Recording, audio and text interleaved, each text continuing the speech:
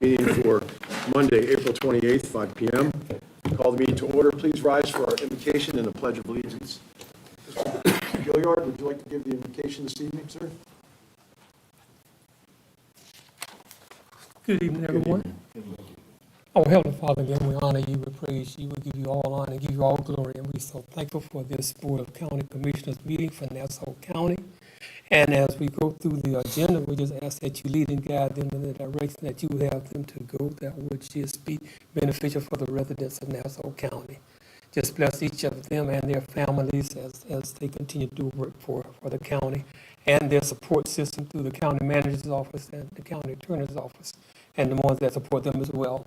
And we ask a special blessing upon our first responders as they go through their daily routine, through dangers they may see and dangers they may not see. Ask continued blessing for the men and women of the armed forces that keep this country safe. In Jesus' name we pray. Amen. Amen. Please join me in the Pledge of Allegiance to the flag of our nation. I pledge allegiance to the flag of the United States of America and to the republic for which it stands, one nation, under God, indivisible, with liberty and justice for all. Madam Clerk, if you please call the roll. Commissioner McCullough? Here. Commissioner Gray? Here. Commissioner Farmer? Here. Commissioner Martin? Here. And Chair Hutman. Here. Tab A, proclamations and resolutions. Additions and deletions. Excuse me, I'm sorry. Thank you, Commissioner Martin. County Manager, any expansions or deletions to the agenda? None this evening, sir. Thank you. Okay. County Attorney, any expansions or deletions to the agenda? I have none tonight. Thank you, Mr. Thank you, Chair. Madam Attorney.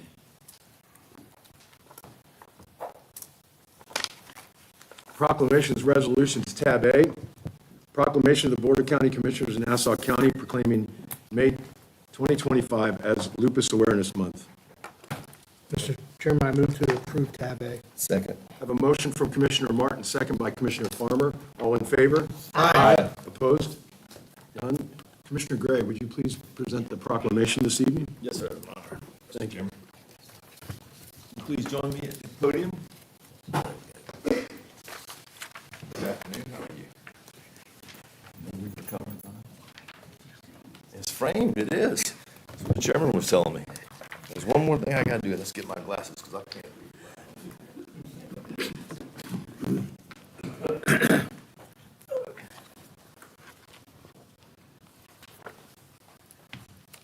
Okay. This looks nice. So we have a proclamation of the Board of County Commissioners of Nassau County, Florida, declaring Lupus Awareness Month of May 2025.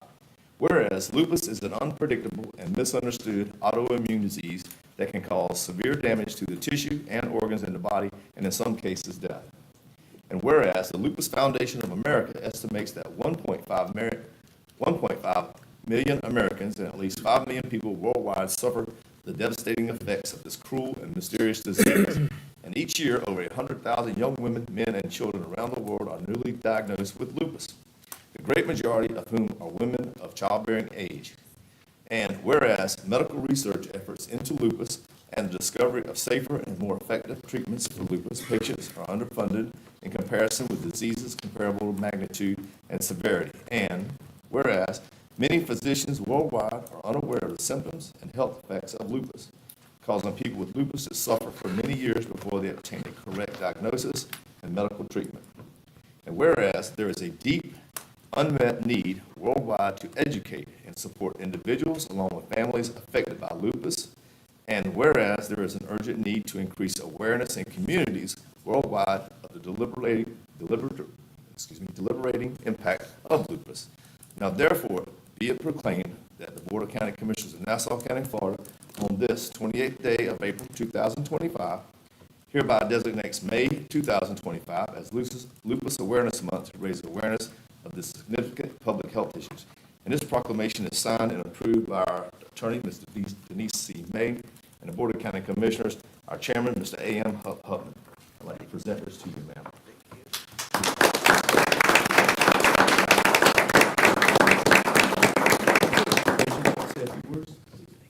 She's going to take our picture. She won't take a picture as I put these up. She always fusses at me and keeps it off my head. And I'm going to fuss at you. Will you see them that are signed, please?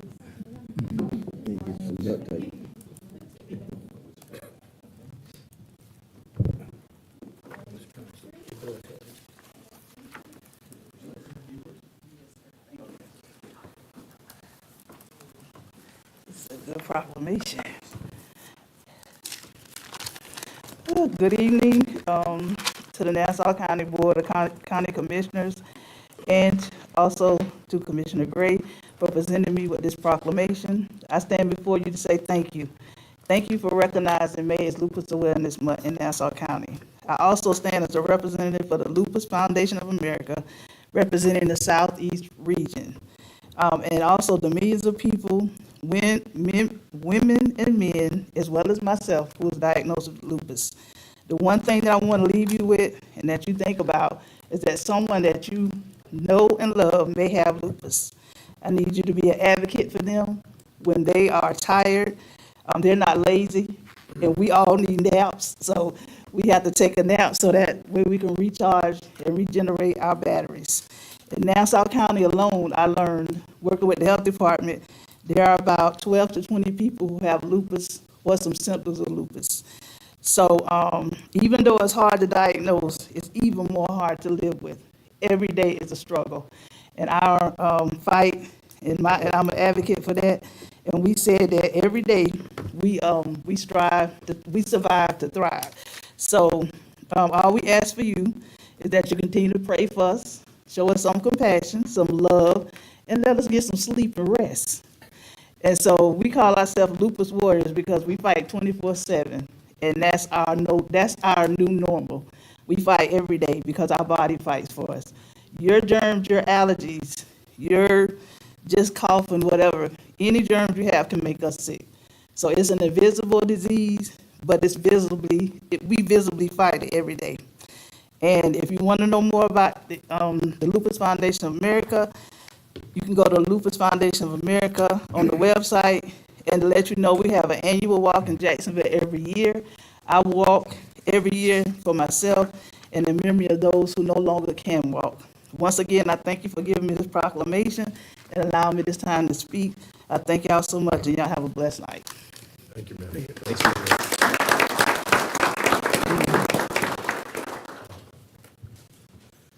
Before we go on to the consent items, I'd like to roll back here to expansions or deletions on the agenda. County Manager, did you have an item for? Yes, sir. I apologize. I misspoke earlier. I'm requesting to remove tab I from the agenda this evening. I would entertain a motion to remove tab I. So moved. A motion second, Commissioner Gray, and a second from Commissioner Farmer. All in favor? Aye. Opposed? 5-0, Madam Clerk. Remove tab I. Consent items. If any board member wishes to move a consent item to new business, please do so now. Is there any board member, I'm sorry, any moves? Mr. Chairman, Yes, sir. I would like to move tabs F, G, and H to new business. Ones I had, so. Great minds think alike. A motion from Commissioner Martin and a second from Commissioner Farmer to move tabs F, G, and H from consent items to new business. All in favor? Aye. Opposed? None? Okay, we'll move those over. Thank you. With those moves, I'll entertain a motion to approve the consent agenda. Mr. Chairman, I'd like to make a motion to approve the consent agenda, please, with the exception of G, H, and I. F, G, and H. I apologize. F, G, and H. I have a motion from Commissioner Gray, Second that motion. second from Commissioner McCullough to approve the consent items with the exception of tabs F, G, and H. All in favor? Aye. Opposed? None? Consent agenda passes 5-0, Madam Clerk. New business, tab F. Award invitation to bid NC 24-027-RFQ for the professional design services for Amelia Island Trail Phase 4 to STV Incorporated. Approve and authorize the chairman to sign contract number CM 3888 with STV Inc. for the professional design services for Amelia Island Trail Phase 4 in the amount of $1,342,980.66. Mr. Companion, you were like a ninja this evening. You were up there before I even looked up to call your name. Yes, sir. Glad I could be of service. Thank you, Mr. Chairman, Commissioners. What's before you tonight on tab F is the Amelia Island Trail Phase 4, but more descriptively, it's the trail that'll connect to the Bailey Simmons Trail at Will Hardy, continue up Will Hardy, westward on Sadler, and then northward on South 14th Street up to Hickory. And that will complete, along with the Amelia Island Parkway Trail, the Amelia Island Trail that originally went from the south end to Peters Point, and the Bailey Simmons Trail, will create that spine trail system that runs along the entire island. And it ties in at Hickory Street to the future City of Fernandina Beach Trail that is the Schools to Waterfront Trail. So when this is complete and the city's trail is complete, you'll be able to essentially bike or travel on a protected trail separated from vehicular traffic from the south end all the way to the waterfront. So this is for the design of that project. It is, fitting in an area with a lot of utilities and other things in the way there. So it is a undertaking to get that design done and get it squeezed in within the existing right-of-way. And I'm here to answer any questions you or the other members may have. Now, Mr. Chairman, I sound like a broken record because you hear me say this all the time. 99.9% of the time when I move something from the consent agenda to new business, it's because it's a big ticket item. And this is like $1.34 million. So I think it deserves to be explained, and if anyone wants to chime in on it, they can. So having said that, I'll move to approve tab F.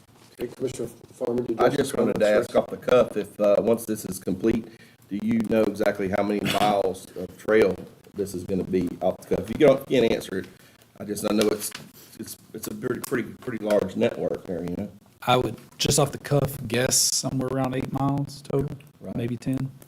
Yeah. I may be off, but it's from all the way from the south end up to It's significant. waterfront. This is pretty big, in my opinion, you know, not having to traverse the area with, because I mean, we hear from the bicyclist community all the time saying, man, this is really neat to be able to, not have to get on the roadway with a car. So anyway, I was like Commissioner Martin, I wanted you to just explain it a little bit more in detail, because I think it's a pretty big deal for the island.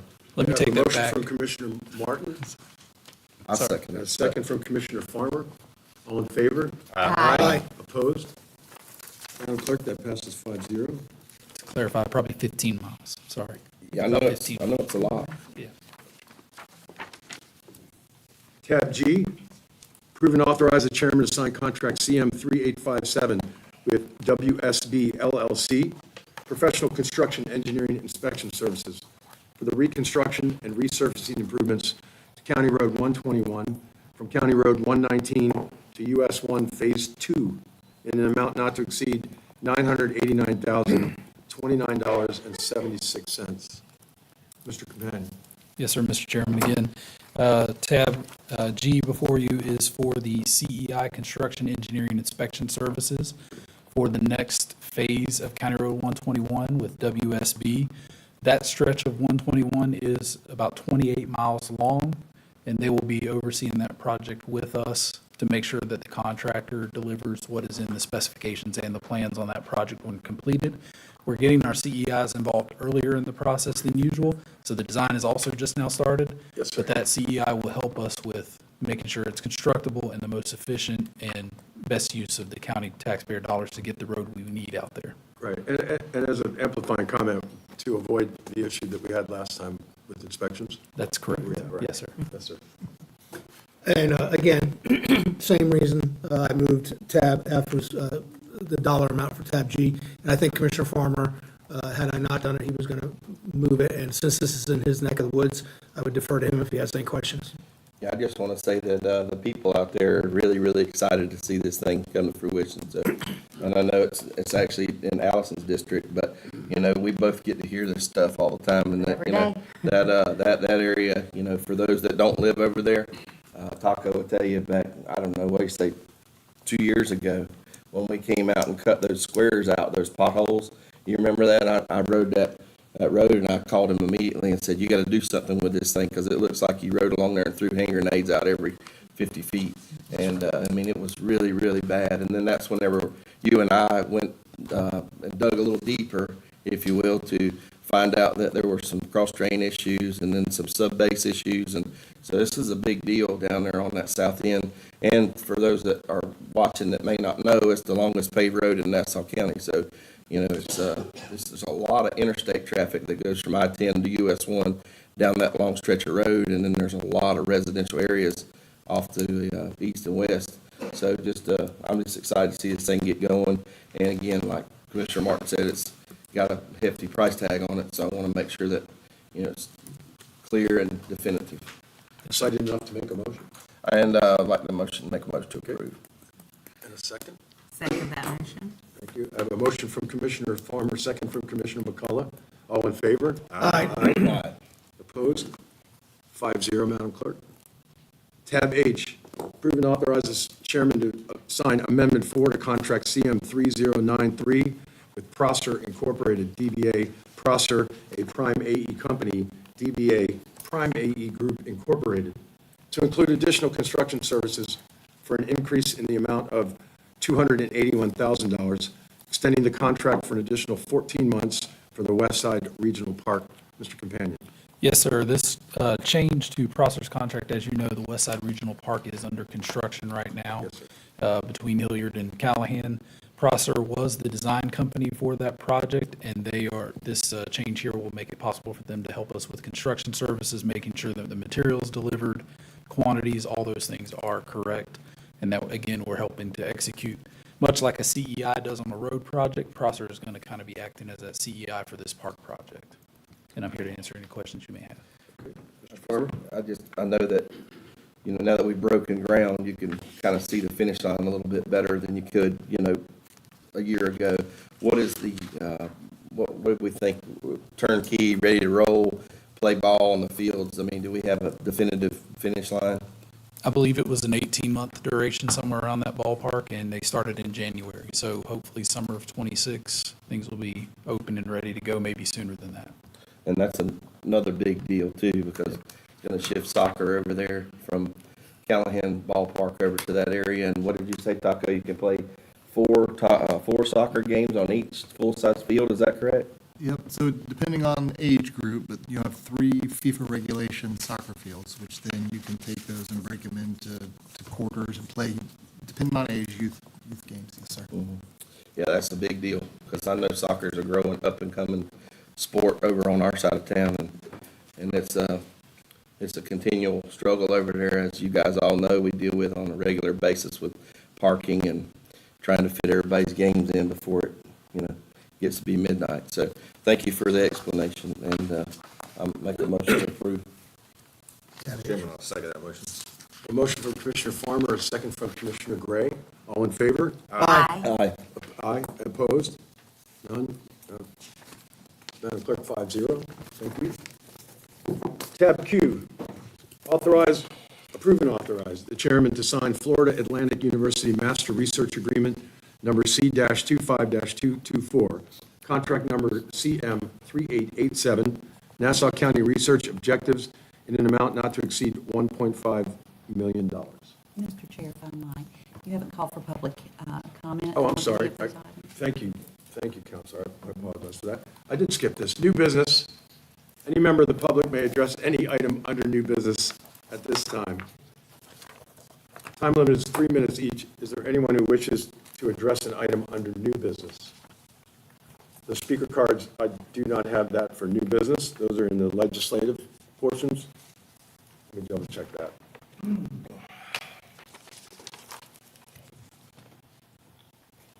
Sorry. Mari Duggar, I have you for new business. Thank you, ma'am. Good afternoon. I am Mari Duggar with the Amelia Island Convention and Visitors Bureau. And as I have said a number of times, and you all know, tourism is the lifeblood of this economy. And as you know, it fuels more than our 400 small businesses. It sustains 1/3 of our local economy, and it provides critical tax revenues that help pay for our schools, our roads, public safety infrastructure. The Amelia Island CVB and you all, and as partners with us, we work very hard to build and protect a reputation of one of the most beautiful, very welcoming destinations in Florida. We invest over $1 million a year to keep our beaches clean, with a 98% pristine rating from our visitors. We work to support events and programs like the ones you all just approved on the consent agenda. And we do it responsibly with money raised from visitors, voted on by our taxpayers and our voters in Nassau County through the TDT. As you all have seen, there is a bill in Tallahassee that would eliminate what we are doing so well here. This legislation dissolves our TDT, or our TDC. It strips away our ability to invest in tourism, and it forces 75% of all TDT collections to be used for property tax relief.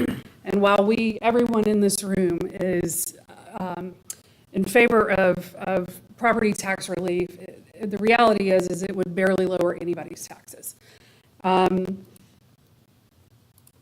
But it would cause major and permanent damage to our economy. So I am asking if you all take a second today to reach out to our representatives in Tallahassee to voice your opposition for this. We have information here that I can give to the clerk to make sure that you all have the information that you need. You know, the one thing that we can always say is that we are invested here. We love our community, we love our island, we love our neighbors. And so your support here would be crucial. So thank you. Any questions? Thank you, ma'am. Mr. Chairman? Yes, sir. Yes, sir.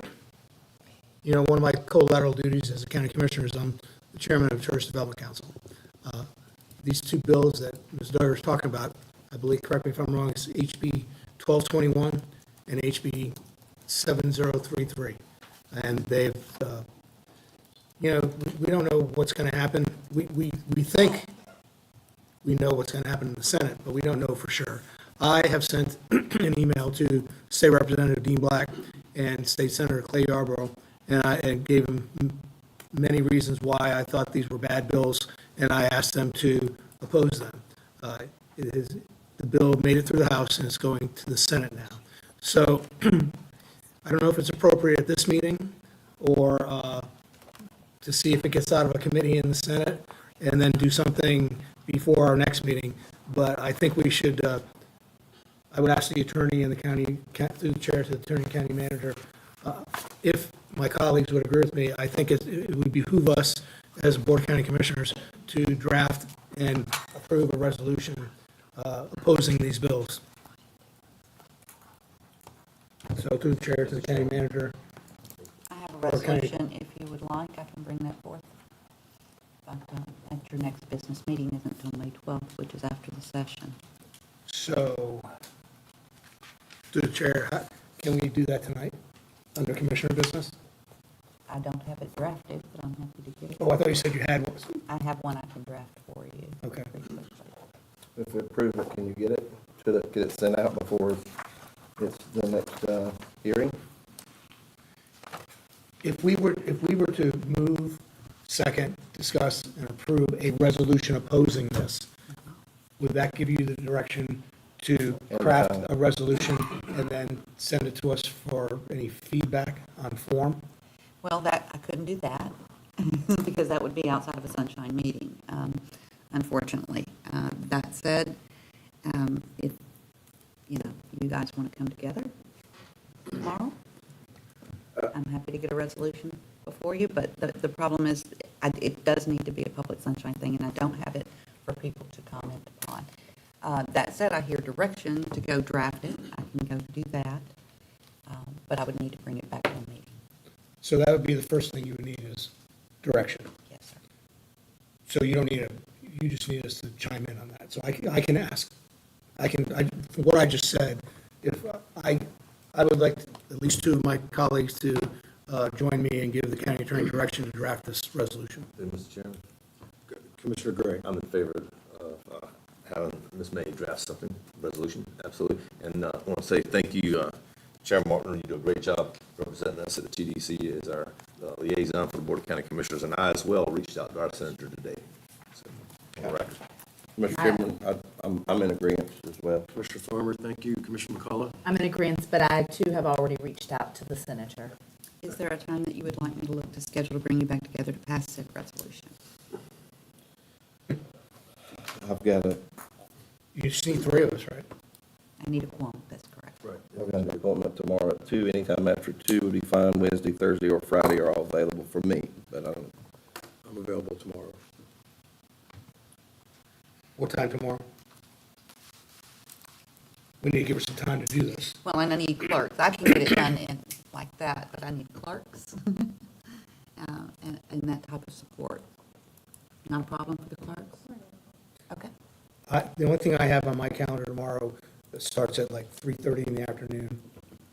Everything else I can move, so if you could do something, did you say tomorrow morning or try? I've got an appointment at 2, so the morning is available, and then anything after, say, 4 p.m.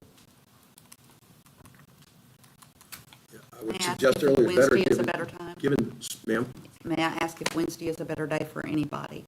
Yeah, Wednesday, That would Thursday. allow me to give 48 hours notice to the public. Oh, I was looking at Wednesday, I'm sorry. So- Wednesday works for me, Wednesday morning. Okay, Wednesday morning would work for me as well. 1 second. okay. We will get notice out. I will notice it for 9 a.m. Wednesday morning, if that's Be acceptable. fine. Wednesday morning. I'm noticing that on the, we will announce it here tonight, 9 a.m. There will be an emergency meeting of Board of County Commissioners in order to consider a resolution opposing Correct. House Bill 1221 in regards to tourist development taxes. Through the chair. Ms. Duggar, I hope I'm not throwing you under the bus, but would you come back up? Do you happen to know what the Senate schedule is on this? They have not scheduled the vote yet. Currently, it's still in the budget negotiations, and we hope to get more information by the end of day today, first thing tomorrow. So, I'm not going to hold you to this, but do you think if we were to get something done by Wednesday morning, that we would be, it would be done before they discuss it in the Senate?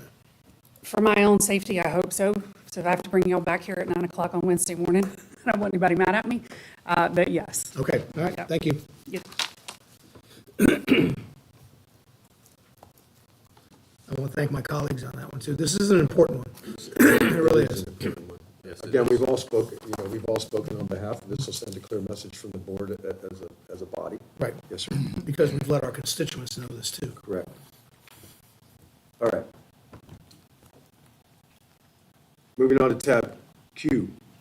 Approve and authorize chairman to sign Florida Atlantic University Master Research Agreement, number C-25-224, contract number CM3887, for Nassau County research objectives in amount not to exceed $1,500,000.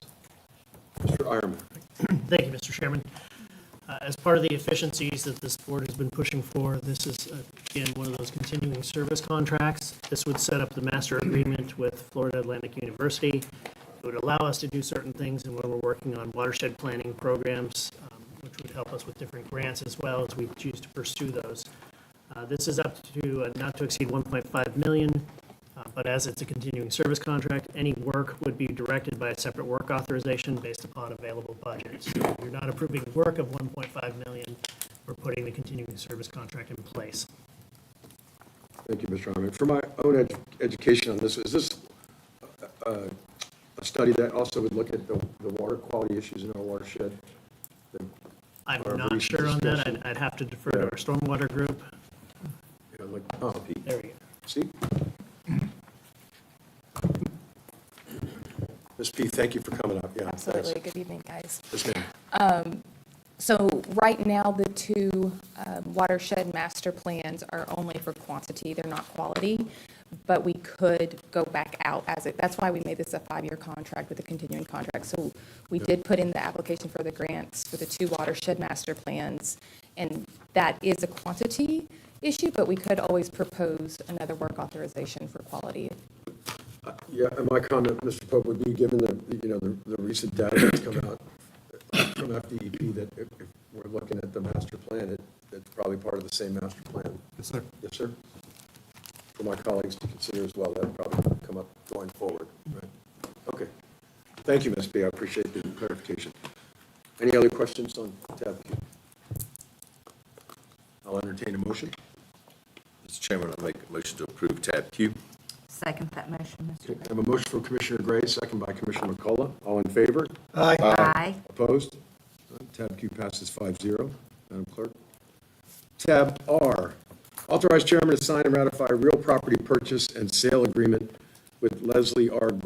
Gerson, or Dearson, contract number CM 3852 for the purchase of a strategic view shed protection parcel fronting State Road 200 and adjacent to the Piney Island Drive for the purchase of $975,000. Ms. Carvalho or Mr. Pope? I'll take that one. All right, 'cause it does say He conservation. looks like he's very happy. Yeah, Now, this is another really exciting opportunity. When the State Road 200 master plan was adopted, there were very specific properties identified for view shed protection, particularly at the base of the bridge on the west side of the bridge. A few months ago, one of the properties that was identified for acquisition as part of the master plan became available, and so staff moved forward with prior direction to secure it and bring it back to you all for consideration. And so we have it under contract, the appraisals have come back, and so now it is this board's decision whether or not to execute that contract. You're under no obligation to execute it, but we're at the point that if you so choose to do so, we're ready to close. any discussion for Mr. Pope? Mr. Chairman, I move to approve tab R. Okay, thanks. I was going to say something. Second. Yeah, okay, I have a motion and a second. I'll throw in my comment real quick. Again, for clarification, this is the parcel that is along the north side of State Road 200. If you're heading off the island, it'd be on your right, heading to the island, it's on your left. And it was a commercial property that we managed to purchase to have that view shed protected as you're approaching the Shade Bridge. So nicely done to the staff, Mr. Pope, and the flexibility to get in there and get that. I have a motion from Commissioner Martin, second from Commissioner Farmer. All in favor? Aye. Opposed? None? That passes 5-0, Madam Clerk. Tab S, set a workshop for staff to present the final draft of the Vision 2050 plan. Staff recommends June 9th, 2025 at 3:30 PM. Mr. Chairman, I move to approve tab S. Second. Motion from Commissioner Martin, second by Commissioner Farmer. All in favor? Aye. Opposed? Madam Clerk, 5-0. Tab T, consider canceling the regularly scheduled Board of County Commissioners meeting on May 26, 2025 at 5 PM due to the Memorial Day holiday. Mr. Chairman, I move to approve tab T. Second. Motion for Commissioner Martin, second by Commissioner Farmer. All in favor? Aye. Opposed? 5-0, Madam Chair, Madam Clerk.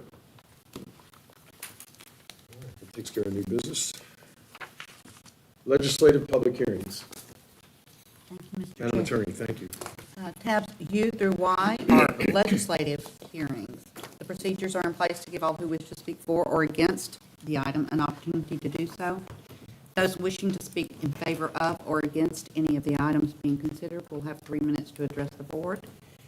Speakers should not engage in personal attacks on other speakers, staff, or board members. All statements should be addressed to the board and only the item under consideration. Speakers may begin by stating their name and address for the record. Please do not be repetitive or restate the information as other speakers. Sharing or transferring of time is not allowed. The clerk will control your time. Again, that is 3 minutes. Any speaker that has documents as part of their presentation should present them to the deputy clerk. They do become a part of the permanent record. The meeting is being recorded, so please no applause, outburst, or talking, as it does distort that recording. The board will then close the public hearing and discuss the item under consideration. You may ask questions of speakers or staff. We will then close the public hearing, deliberate, and vote on the item before you. Thank you, Mr. Chair. Thank you, Madam Attorney. Tab U, consider CPA 25-002, an ordinance of the Board of County Commissioners in Nassau County, Florida, amending the 2030 Nassau County Comprehensive Plan, amending the goals, objectives, and policies, public facilities element, potable water sub-element, WAT, amending the goals, objectives, and policies of the capital improvements element, amending policies WAT.01.01 and CI.02.01 subparagraph D to include level of service standards for the city of Fernandina Beach, First Coast Regional Utilities, amending policy WAT.06.03, to reflect the dates of the updated county water supply facilities work plan, to remove the prior author, providing for applicability and effect, providing for severability, providing for filing, providing for an effective date, transmittal. I will open the floor for public discussion. Tab U. I have no speaker cards. Is there anyone here to speak on tab U? No? Okay. Staff presentation. Ms. Beck, welcome. Good evening, Commissioners. Thank you. Elizabeth Back with the Planning Department. Just pull up the slides.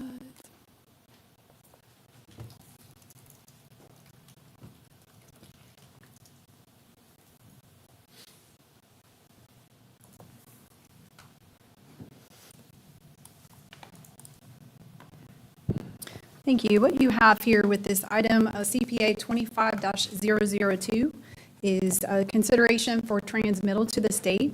This request would be amending the public facilities and capital improvements elements of our comprehensive plan.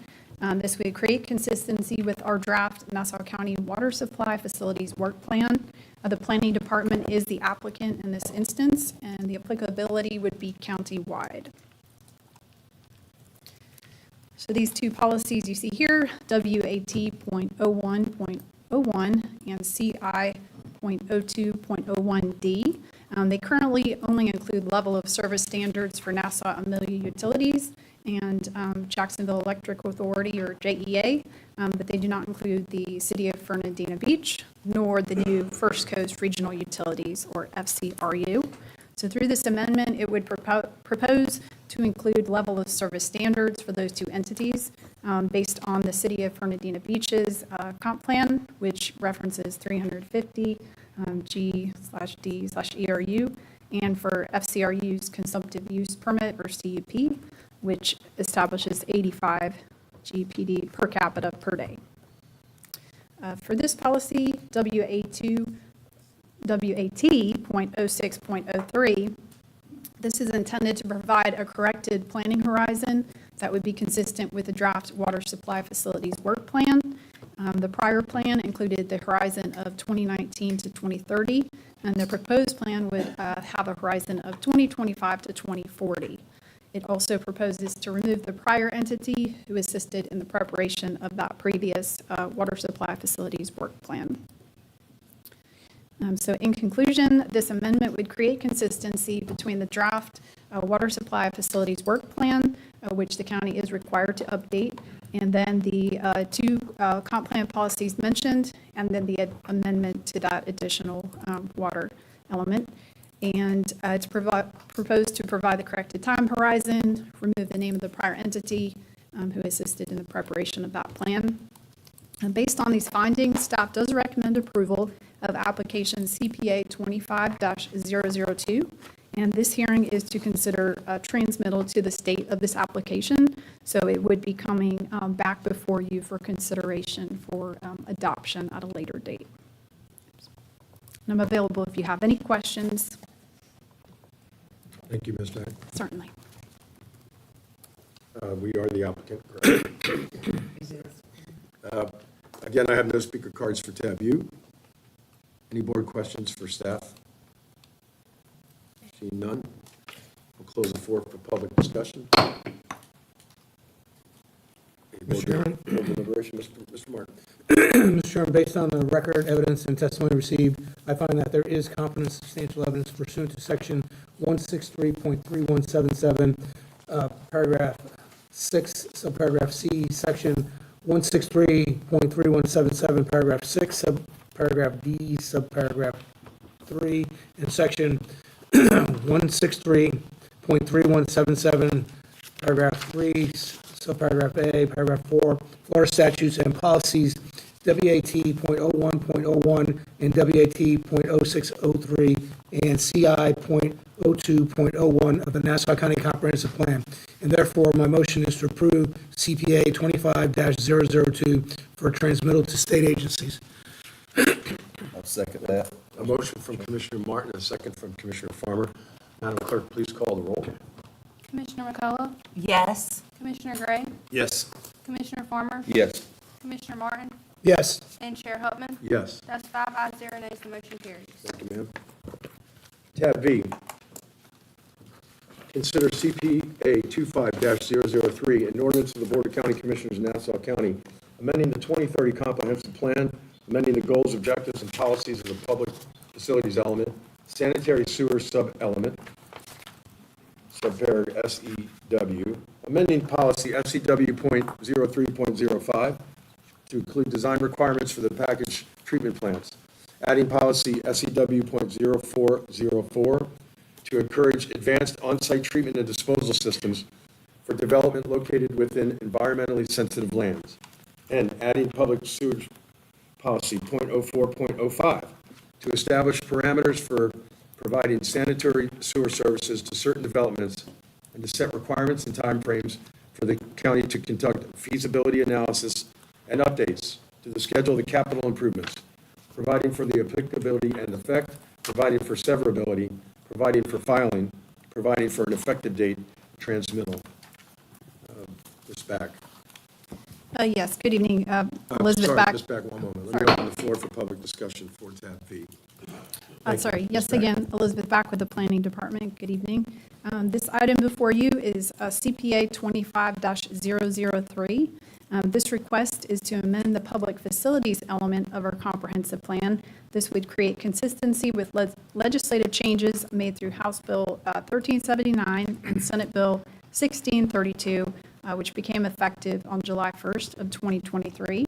And again, this item is also Nassau County Planning Department as the owner and applicant, and the applicability would be countywide.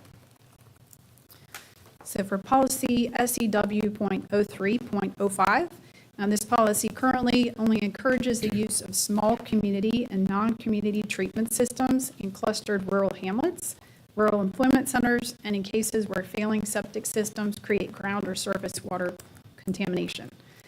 As the amendment is proposed, it would be amended to allow those systems, but to also require them to be designed as transitional systems according to state or local standards. Also, the amendment would require private wastewater systems to be decommissioned and connected to centralized utility systems once available. For policy SEW.04.04, this is proposed to enable the county to encourage the use of advanced on-site treatment and disposal systems, or OSTDS, for new development within environmentally sensitive lands and areas where central sanitary sewer is not available. And the use of this advanced OSTDS would seek to replace the standard practice of utilizing well and septic systems in those areas.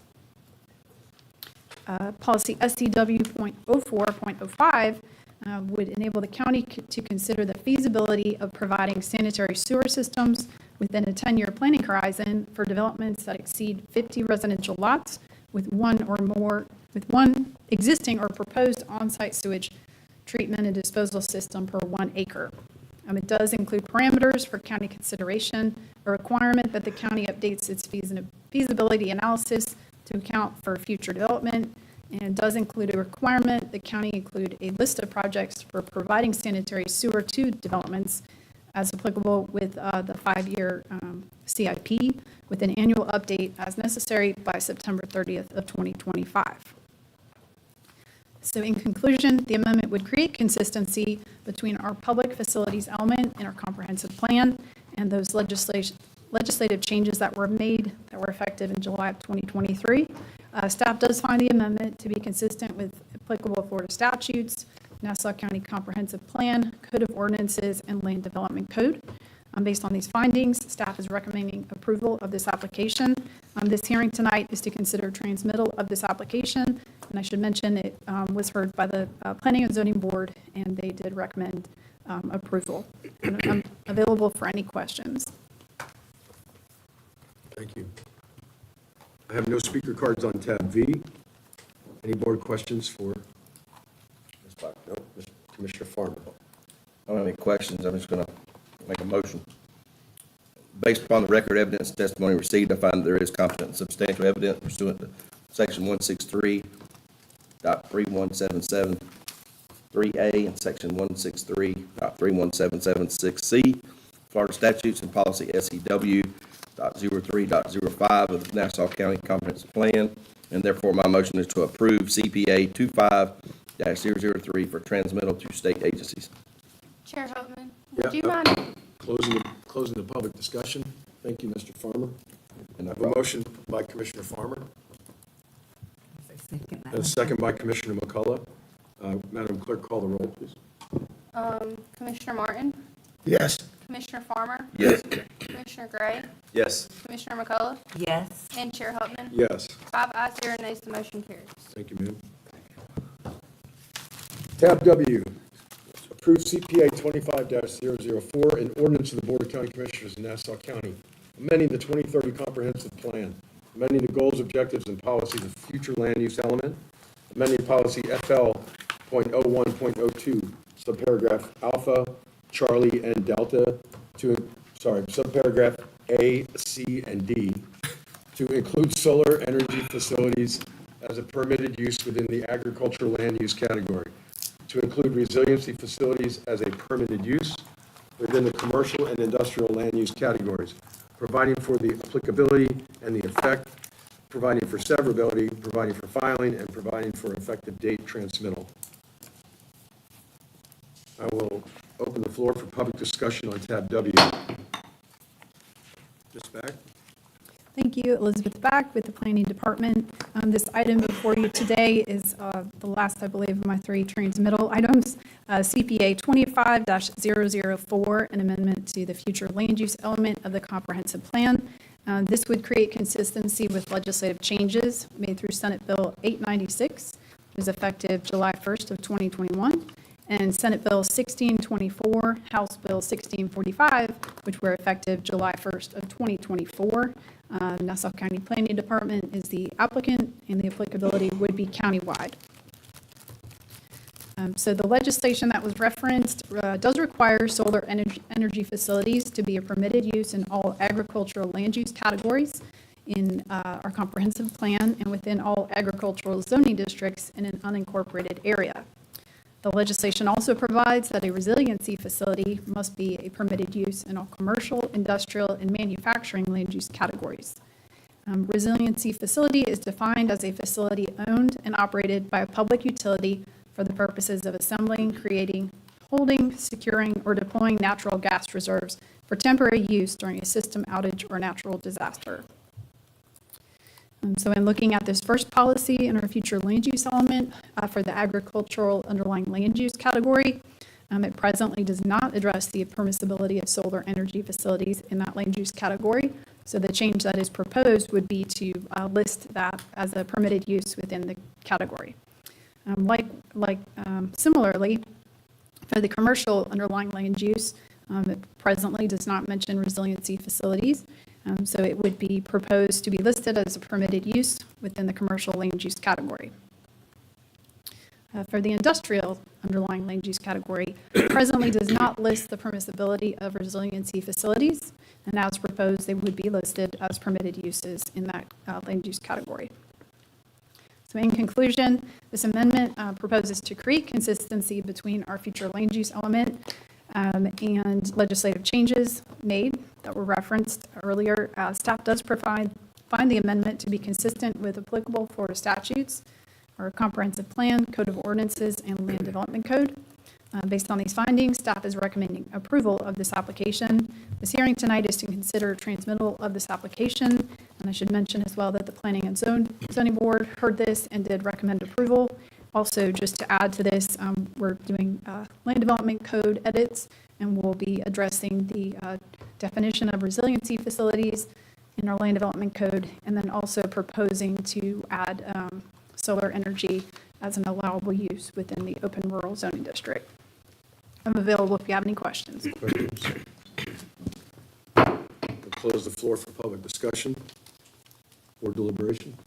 Comments? No? Mr. Chairman? Mr. Gray? Sorry. Commissioner McCullough? Would you like to go ahead? Before you make your motion, I think it's important, we've talked about this at several things with agriculture. When a county has to be in compliance with the state, I don't necessarily like the thought of solar panels all over agricultural farms. I mean, I've seen the destruction on property, but I thank Ms. Elizabeth for her following through and making sure that we are in compliance with the state. So I'm glad that you hit that we're in compliance with the Senate bills and the House bills with their ability to override what we think are a proper uses or not proper uses with property. So thank you, Mr. Hutland. Thank you, Commissioner McCullough. Commissioner Gray? Mr. Chairman, I make a motion for tab W.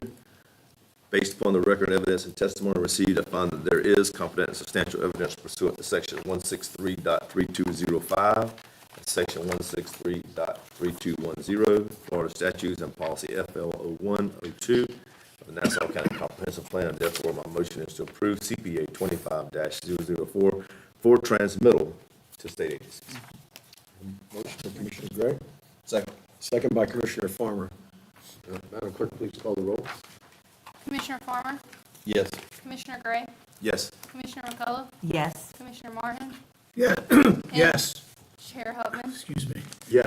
That's 5 ayes, 0 nays, the motion carries. Thank you, ma'am. Tab X, approve CPA 23-011, an ordinance of the Board of County Commissioners of Nassau County, Florida, amending the 2030 Comprehensive Plan, amending the future land use map series FLUMS-7, Three Rivers DRI Master Land Use Plan, renaming the FULMS-7 map series as Tributary DRI Master Plan, amending policy FL.01.02.H.2.alpha A, providing for transmittal, providing for severability, providing for an effective date. District 5, this is for adoption. I will open the floor for public discussion. Staff presentation. Good evening, Elizabeth back with the Planning Department. So this is one that you have previously seen. This was transmitted to the state. This is CPA 23-011, Tributary Future Land Use Map Series and Future Land Use Element Policy Text Amendment. The proposed request is to amend that Future Land Use Map Series, or FLUMS Map 7, and amend Future Land Use Element, or FLU Policy FL.01.02.H.2.A text. So the revision would revise the FLUME 7 map, which, as you'll recall, we mentioned in the transmittal hearing that map hadn't been adjusted through several iterations of the Tributary and Three Rivers development. So we're looking to both reflect previous and current revision requests. And then for that text policy change, that would be correcting the name of the DRI to Tributary in conformance with the previous notice of proposed change request, clarify language regarding light industrial uses, correct the square footage permitted for light industrial uses, which was just a Scrivener's error, and clarify that dry storage of watercraft is for berths. The owner applicant is Three Rivers Developers, LLC. Emily Pierce, Esquire, Rogers Towers is the agent. And so here you can see our current FLUMS 1 map. It shows the Three Rivers DRI. Let's see if you can see in this area here, a little bit small. It has the multi-use or MU and conservation CSV1 land uses, and that is on our future land use map series 1 map. If we look here, this is our 2030 future land use map series, or FLUMS 7 map, that doesn't adequately reflect the changes that have been made both previously and through current applications. As you can see here, this is the proposed FLUMS 7 map. A little bit more detail, some additional cross-access information, pedestrian linkages. This amendment, the property total is 1,546 acres. It's zoned PUD, multi-use and conservation land uses for the underlying land use categories. The allowable mix of uses is not proposed to change. 3,200 dwelling units, 300 watercraft dry storage slips, 500,000 square feet of retail, 50,000 square feet of office, 250,000 square feet of light industrial are the allowable mix of uses. And so, as was mentioned, I think you already mentioned pretty much all of this, but that is the text amendment that you can see before you, which was referenced. You can see the current preliminary development plan on the left-hand side here, and the changes that are proposed here. Most of it is just the type of coloration that's used and some more detail in these areas as well. But it has taken a couple years to get to this point, so we're very pleased to be able to work with the applicants, developers, and their representatives on this project. To go into more detail on the changes that are proposed, they include a refinement of the areas proposed for residential uses as opposed to residential neighborhood commercial along the northern section of the Spine Road. See if I can get that over here. Relocation of the boat launch area down in the southeast corner to the eastern side of the Village Center area, with a kayak launch being proposed along the western edge. As I mentioned, a bit more detail regarding connections, both vehicular and pedestrian, and detailed locations of access points. Depiction of open space areas, and inclusion of greater detail for depictions of the various units within the greater development.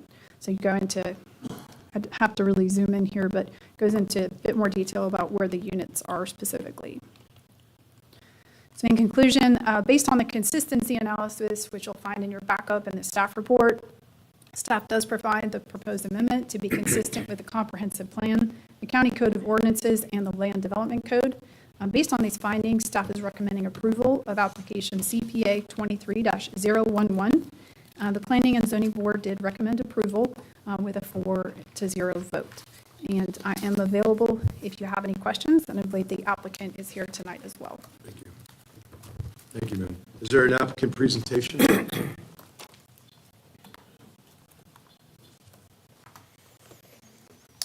Chairman, members of the commission, I'm T.R. Hainline, 1301 River Place Boulevard with Rogers Towers. I'm here tonight representing Three Rivers Developers LLC, and have a team here with me. Grady Miars of Greenpoint is here. It's the applicant, ETM representatives, and Mike Mullen, all part of our team. We hope that this is really an uneventful and anticlimactic set of hearings on 3 items that are before you. This is the first one, but it might be anticlimactic, but we have been working very diligently with your staff over the past 2 to 3 years to resolve a series of issues, and we appreciate your staff's patience and conscientious effort as we've moved through all of these issues, and I'll just touch upon them. They're really just 4 here briefly. First of all, much time was spent on demonstrating the availability of sufficient land area for future non-residential uses within the DRI. Second, there was a lot of effort put to adding specificity to the affordable housing commitments by Greenpoint. Third, there is a lot in the legislation that is before you tonight on the design, permitting, and construction of the public boat launch within Tributary at the Village Center. And a lot of contingencies are dealt with in those provisions in case permitting with the federal and state agencies takes longer or doesn't go as planned. Those contingencies are dealt with. And fourth, to update the development of regional impact and the PUD to reflect the milestones that have passed regarding the fire station, which we all know has been built, and the regional park, which is also in place. So those, hitting on those 4 points, we've put many, many hours into working with your staff and completing these efforts. We're here tonight to answer questions if you have any. Obviously, the comp plan amendment came before you for transmittal a month or 2 ago, and we're happy to answer any questions on that or the DRI amendment and the PUD amendment coming up further down in the agenda. So happy to answer any questions. Appreciate your time. Thank you. Thank you very much, sir. For clarity, that's the only speaker card I do have as well, so thank you, Mr. Hainline. Any questions for staff or the speakers? Commissioner Gray, I just had one additional clarification. Okay, I meant to mention, the result of the transmittal of this to the state is that the state has no comment in per their response letter dated April 11th, 2025, and none of the reviewing agencies had comments either. Okay. We'll close the floor for public discussion. Board deliberation. For a motion, I would like to make a comment. if you're signaling a motion there. Yes, sir, I was gonna make a motion. All right, if I may have a moment. This has been a huge lift by staff and by the other parties involved. A very large project that took many, many years and a lot of tremendous work. So now, Mr. Martin, or Mr. Farmer, the floor is yours, sir. Thank you, Chairman. Based on the record evidence and testimony received, I find that there is competent and substantial evidence pursuant to the future land use element of the Nassau County Comprehensive Plan, the Code of Ordinances, and the Nassau County Land Development Code. Therefore, my motion is to approve CPA 23-011. Mr. Chairman. Mr. Gray. I'd like to second Mr. Commissioner Farmer's motion, please. Thank you very much, Mr. Gray. Madam Clerk, please call the roll. Commissioner Martin, Yes. Commissioner Gray, Yes. Commissioner Farmer, Yes. Commissioner McCullough, Yes. and Chair Huffman. Yes. That's 5 ayes, 0 nays, the motion carries.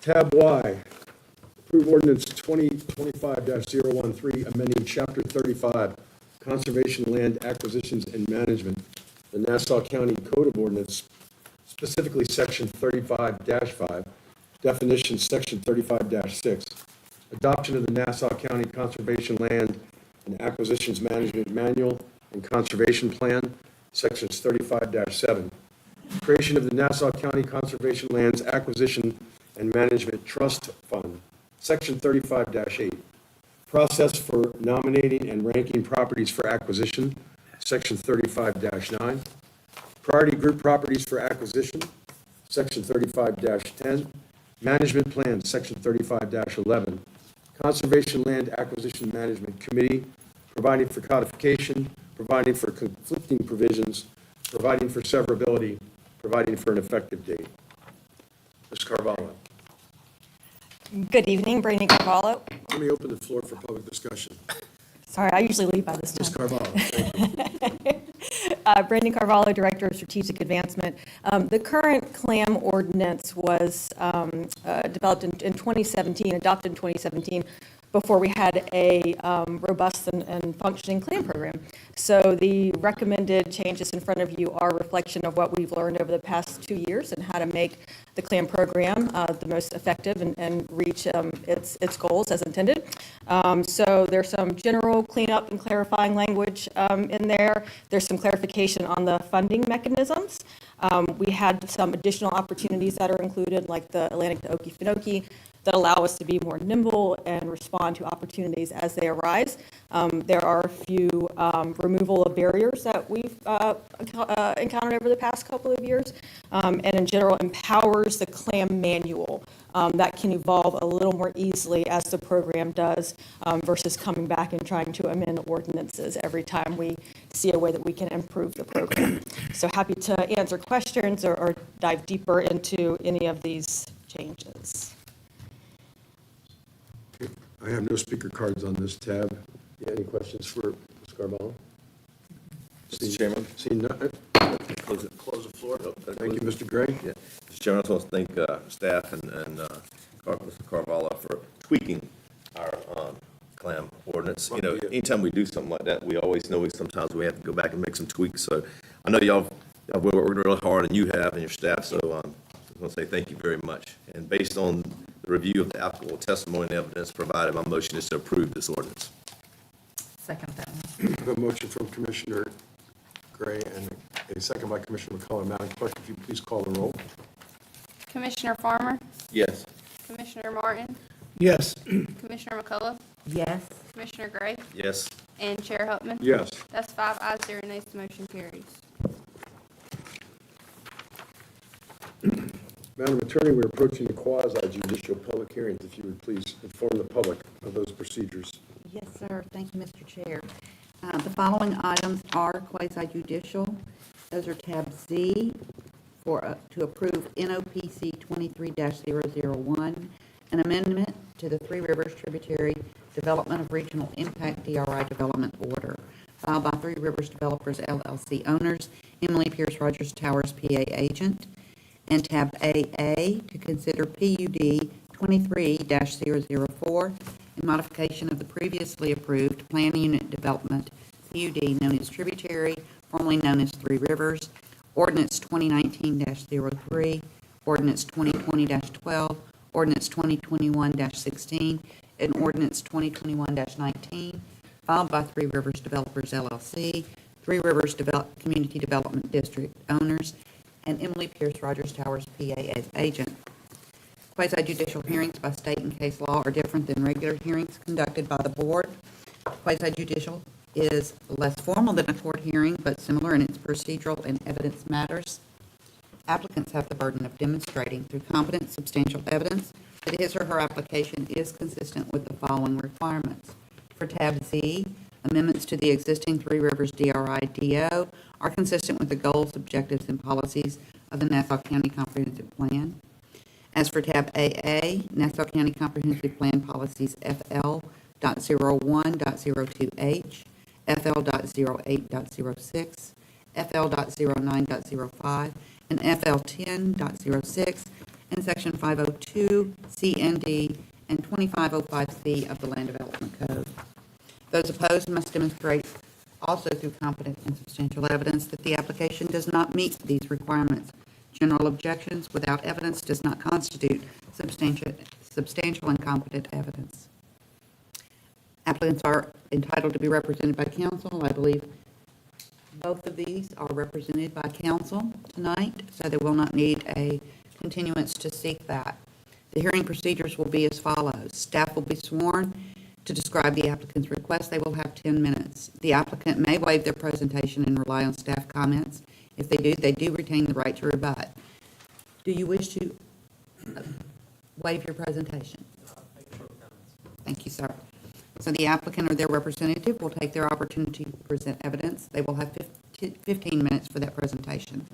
Public participants for or against the application will be sworn. They will have 3 minutes each to provide testimony or present evidence to this board. Extensions of time may only be granted through the chair, and sharing or transferring time is not allowed. Public participants presenting evidence for or against the application will address the board at the podium. Any documents or photographs must be submitted to the deputy clerk. They do become a part of the official record. As a quasi-judicial hearing, large numbers of individuals for or against an item will not be considered. The applicant or their representative will then have 10 minutes for any cross-exam or rebuttal. Staff will have 5 minutes for final comment. The board will then close the public hearing and discuss or ask questions of applicant, staff, or witnesses. Any motion should include whether you find competent, substantial evidence in the record and or testimony received to support your decision to approve or deny the agenda item. Again, if anyone has questions regarding these procedures, could you ask them at this time? Seeing none, Mr. Chair, you may continue. Thank you. Ex parte disclosures for tab Z. Ex parte disclosures including mails, letters, site visits, and other forms of communication. The disclosure shall include who the communication was with, the nature of the communication, and it should state the substance of the communication. Commissioner McCullough? I have none. None. Commissioner Gray? None. Commissioner Farmer? None. Commissioner Martin? None. And I as well have none, Madam Counselor. Madam Clerk, if you please identify the documents to be placed in the record for tab Z. Yes, tab Z, NIPC 23-001, staff report, 2 pages, supplemental staff report, 2 pages, application, 6 pages, notice of development order, 5 pages, tributary parcel identification numbers, 9 pages, traffic analysis parts 1 through 6, 217 pages, tributary final report, 27 pages, letter received from Brad Odom, 7 pages, comments received, 11 pages, DRI amendment final with exhibits, 27 pages, Planning and Zoning Board staff presentation, 9 pages, Planning and Zoning Board motion of approval, 1 page, and Board of County Commissioners staff presentation, 9 pages. Mr. Chairman, I move to approve, or to accept the documents in the record. Thank you. I have a Second. motion from Commissioner Martin, second from Commissioner Farmer. All in favor? Aye. Opposed? Those documents shall be accepted for the record. I will open the public hearing for tab Z. Staff presentation. Ms. Beck, 10 minutes. Or less. I'll try my best. Let me pull up the slides.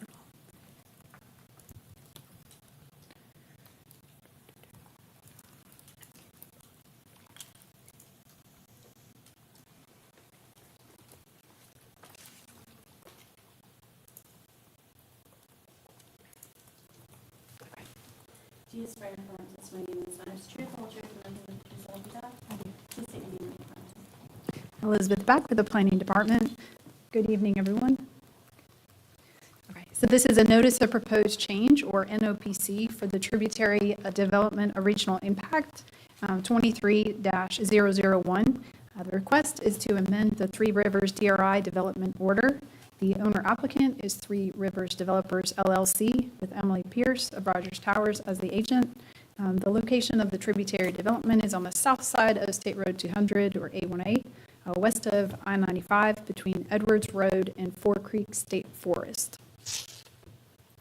So as you can see here, and I should mention, this is a companion to the comprehensive plan amendment we recently heard in this agenda, and then there will additionally be a planned unit development amendment after this one. So in this highlighted in red area is location of the tributary, or Three Rivers Development of Regional Impact. It was approved back in 2006. It's just over 1,500 acres, zoned planned unit development, multi-use, and conservation underlying land uses. The development and rights include up to 3,200 dwelling units, 500,000 square feet of retail, 250,000 square feet of industrial uses, 50,000 square feet of office uses, and 300 boat storage slips. So as a part of this notice of proposed change, requested changes, it is a change in the legal description and master plan, or map series H, for general condition 1, amendment to general condition 2 to land use totals, the minimum and maximum land uses and land use exchanges, change to general condition 8 regarding reporting, a modification to general condition 26 regarding affordable housing, a modification to general condition 27 regarding fire protection, amendment to general condition 28 related to recreation open space and the public boat launch facility, an amendment to general condition 30 regarding civic space. So you can see on the left-hand side, this is the current map H for the DRI. And on the right-hand side, that's the proposed map series H. Now, we have worked with the developer and applicant over the past couple of years to develop these enlargements. Now, it'll be very hard to read these, but in the fine print, it talks about how the site layout is conceptual. It's for illustrative purposes, but as Mr. Hanline was stating, there's a great emphasis in this review of actually proving that the commercial could be built. And so these enlargements in the series show that you have these commercial light industrial uses, Pod A up here in this area that's purple, to show that structures laid on these could meet those square footages. And here is further to the east, you can see Edwards Road up here. This is illustration as well that shows that a neighborhood commercial residential could be here, and then to the north in this Pod L, commercial and light industrial with commercial square footage and office square footage could be fit into that parcel. And looking at the southern side, the village center is a key component of this development with a promenade and boat launch area. So it envisions what type of layout you could have in this area, with kayak launch on the western edge and boat launch and parking on the eastern edge. That would be an amenity, not just for residents of Tributary, but for the county as a whole. And you can see the county park located here in Pod M. So staff has reviewed all the proposed changes and concluded that they are consistent with the DRI development order. A big part of this effort was to avoid the non-compliance finding by the county.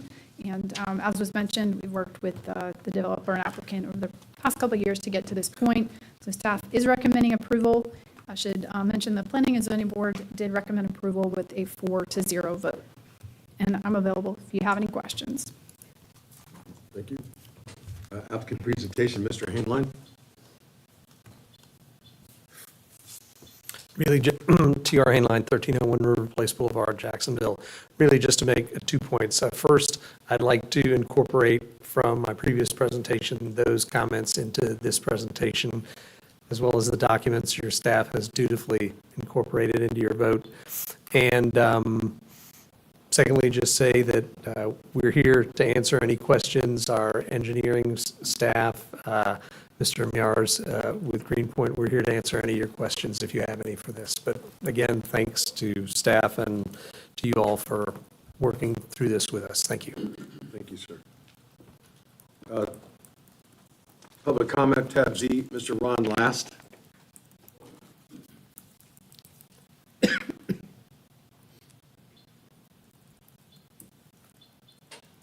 Good evening, sir. If you would please state your name and address for the record. Good evening. My name is Ron Last. I live at 75165 Pondside Lane, Lakeview and Tributary. Do you swear affirm to swear you give this honest the truth, the whole truth, and nothing but the truth, so help you God? I do. Thank you. First, I'd like to thank you all for your service to our community. Appreciate it. There's a safety issue with what's going on. We continue to grow in Tributary, but we have a problem with the ingress and egress off of 200. Vehicles are doing 65 miles an hour, and it's hard to get in and out of there. As you continue to accept more growth, you need these intersections in and out of there and Edwards Road to be controlled in some way. When you come from Hilliard and people are doing 65 miles an hour, and you go to turn into Tributary, okay, there's no turn lane for us. People are coming up on us, and it's disaster waiting to happen. I've done it many times, and sometimes cringe when you look in the rearview mirror and you take the turn a little faster than you should, let's put it that way. 2 years ago, approximately, when we moved in there, I went to CDD meetings.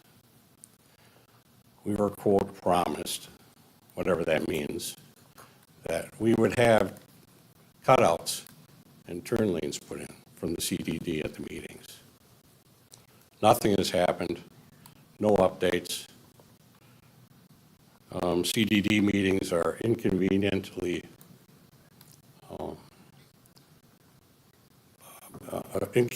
made, so most of us that are still working can't get there.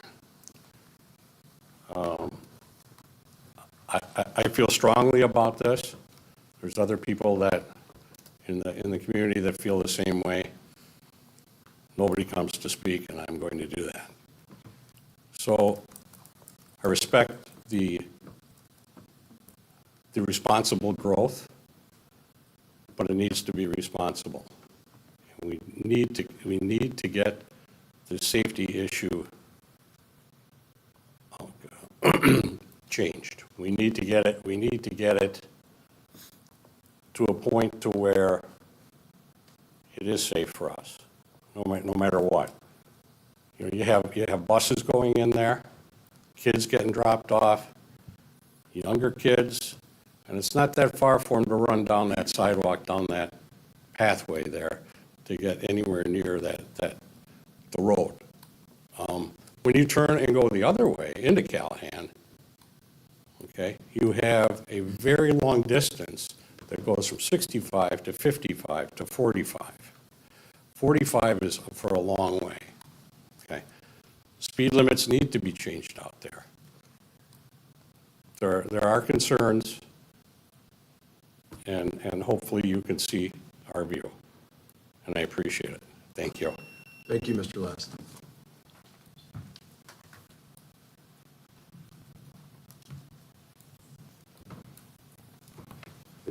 Any comments or cross-examination?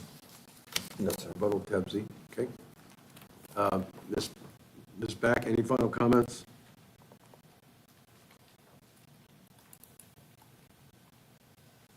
No, I don't have any at this time. Okay, thank you.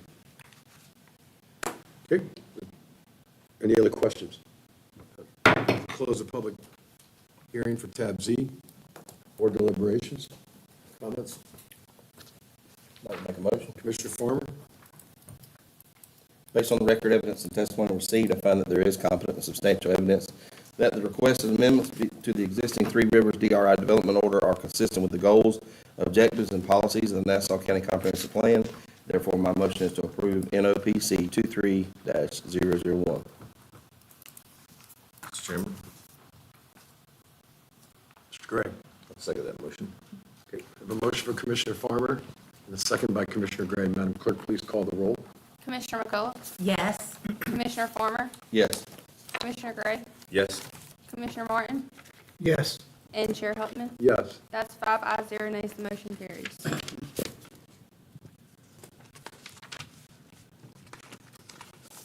Tab AA, consider PUD 23-004, modification to the previously approved planned unit development PUD known as tributary, FKA Three Rivers, ordinance 2019-03, ordinance 2020-12, ordinance 2020-16, ordinance 2021-19, filed by Three Rivers Developer LLC, Three Rivers Community Development District, owners, and Emily Pierce, Rogers Towers, PA, agent for District 5.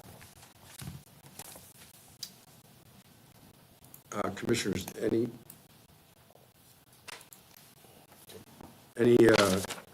ex parte disclosure for tab AA? Ex parte, as a reminder, includes emails, letters, site visits, or other forms of communication. Commissioner McCullough? No, sir. Commissioner Gray? No, sir. Commissioner Farmer? None. Commissioner Martin? None. And Commissioner Huffman, none. Madam Clerk, if you would please identify the documents to be placed in the record for tab AA. Tab AA, PUD 23-004, staff report 6 pages, supplemental staff report 3 pages, application for a planned unit development modifications 5 pages, aerial view of tributary 1 page, tributary legal description 7 pages, tributary parcel identification numbers 9 pages, criteria for rezoning 4 pages, letter dated April 7, 2023, 3 pages, fiscal and economic impact analysis dated August 16, 2005, 34 pages, traffic analysis parts 1 through 6, 217 pages, surface water quality monitoring plan 12 pages, solid waste concurrency evaluation 2 pages, final biennial monitoring report 113 pages, preliminary development plan 4 pages, tributary planned unit development monitoring report 4 pages, comments received 11 pages, ordinance number 2025-006 amendment with exhibits 13 pages, planning and zoning board staff presentation 18 pages, planning and zoning board motion of approval 1 page, and Board of County Commissioners staff presentation 18 pages. Okay, I entertain a motion. Mr. Chairman, I move to accept the documents into the record. Second. Motion for Commissioner Martin, second by Commissioner Farmer. All in favor? Aye. Opposed? None. Documents will be accepted into the record. Open tab AA for public hearing. Staff presentation, 10 minutes. Good evening, Elizabeth Back with the Planning Department. This is for Planned Unit Development 23-004, Tributary DRI. The request is to amend the tributary PUD by the applicant, Three Rivers Developers LLC and Three Rivers Community Development District. Casey Dendor is the applicant's agent, and the location south side of State Road 200, A1A, west of I-95 between Edwards Road and Fort Creek State Forest. So this is the last of the 3 companion proposals that you're hearing tonight, between the comp plan amendment, the notice of proposed change, and now this PUD amendment. I believe you're familiar with the DRI, the size and the development rights, and then the location of the site as well. So the requested amendments within this planned unit development are to update the land use summary reflecting the proposed mix of land uses and phasing, providing the conceptual layout of the riverfront village center to ensure that the boat ramp, truck and trailer parking area, kayak launch, and the promenade are generally located as depicted on the preliminary development plan, or PDP, to reflect the dedication of the 40-acre regional park to the county, and that phases 1 and 2 of that park have been completed. requires submittal of a final development plan, Unit 14, which would include a boat launch facility open for public access and an alternative plan should the boat launch facility not be permitted. And lastly, revise the preliminary development plan map, Map H, with a map series, as was mentioned before, that has the enlargements that show what the proposed uses could be built. And so this is the proposed overall site plan, the preliminary development plan. And then these pages that we've looked at previously show the enlargements and how these mix of uses could be fit onto the parcels. This is the northeast corner, and then the southernmost area adjacent to the waterfront where the village center, promenade, boat launch, and county park can be seen and their relationship to the residential uses there. In terms of consistency with the comprehensive plan, it does have an underlying multi-use land use designation that's designed to accommodate development such as this in a larger size and scale. Planned unit developments are to use enhanced development standards and design elements to promote community identity and a sense of place, not limited to standards for diverse housing types, public spaces, street design, architectural design standards, multi-use trails, stormwater management facilities, landscaping, and signage, all key features of the tributary PUD. Refer you to FL.09.05. Open space is provided for recreation in accordance with the established level of service. And then also FL.10.06, the master plan to mixed-use developments are promoted by providing incentives such as density bonuses, flexible design standards, and funding options. The rezoning is intended to show how the Planning and Zoning Board studied and considered the following in making their recommendation. These would be the need and justification for the change and the relationship of the proposed rezoning to the county's general planning program. These include requesting changes necessary to enable the DRI to come into compliance with the issues raised. You can find this in your backup, the April 7th, 2023 letter, and redistributing mix of residential dwelling units by phase, addressing the conceptual layout and timing for the village center, including the boat and kayak launch spaces with the entertainment area and accessible riverfront promenade, and stating that that regional park has been dedicated to the county and the completion, which you can see here circled in red. PUD review criteria include the amendment does not change the character or density of the development. The number of dwelling units previously approved will remain. In terms of public facilities, the applicant has provided essential public facilities through the DRI process. No changes to the open space are proposed. This modification request does not seek to amend the phasing dates for the DRI.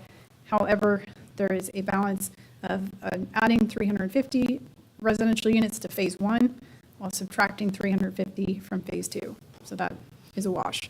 The current maximum for dwellings for phase 2 is 1,800, and this would reduce that amount to a maximum of 1,450, but the total would not change. The DRI does provide for a number of unique and innovative benefits, including recreation and education components, the inclusion of the mixed-use village center, the promenade and boat ramp that we've discussed, and this modification would not diminish any of those public benefits. And this, if approved, subject to approval of the comprehensive companion piece that was approved this evening. It does provide recreational opportunities, contributes to community design, encourages compatible and cooperative relationships between adjoining land uses. So just in summation, staff has reviewed the proposed changes, has deemed the changes to be consistent with the comprehensive plan and the land development code, is recommending approval. The Planning and Zoning Board recommended approval during their hearing with a 4-0 vote, and I will be available for any questions. Thank you, Ms. Beck. Applicant presentation. Come back, sir. T.R. Hainline, 1301 River Place Boulevard. Just please incorporate my comments from before into this particular item, and we're happy to answer any questions. I have our experts here. Thank you. Thank you, sir. I have no speaker cards on tab AA.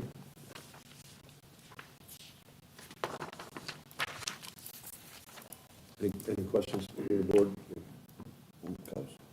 Close public comment on the hearing, board deliberation. Or one comment, I'd like to make a motion. Yes, Mr. Farmer. I just, before I make this last motion, I just wanted to express the fact that everybody knows here in Nassau County that the outdoors and water sports is a big deal to the people. And I know that it's been expressed to our friends at Greenpoint, but the quicker we get that boat ramp and that kayak launch up on its feet, the better it'll be for everybody. And just wanted to express that before you guys left, and then we can express that and go into more detail after the meeting if you'd like. But I've received several calls, and I know that the community would like to see that thing up on its feet. So, you know, the quicker the better as we transmit. I just wanted to say that. And with that, I'd like to make a motion. Based upon the record evidence testimony received, I find that there is competent substantial evidence pursuant to Nassau County Comprehensive Plan Policies FL 0102H, FL 0806, FL 0905, FL 1006, and Section 502C and D, and Section 2505C of the Land Development Code, and therefore my motion is to approve PUD 23-004. I have a motion from Commissioner Farmer. Mr. Chairman. Mr. Gray. Second that motion. I have a second from Commissioner Gray. Madam Clerk, please call the vote. Commissioner Martin? Yes. Commissioner Gray? Yes. Commissioner McCullough? Yes. Commissioner Farmer? Yes. And Chair Hutman? Yes. That's 5 ayes, 0 nays, the motion carries. Thank you, ma'am. Public comment. Comments can be for items under the authority of the Board of County Commissioners. The limit is 3 minutes. Ms. Jackie Osborne.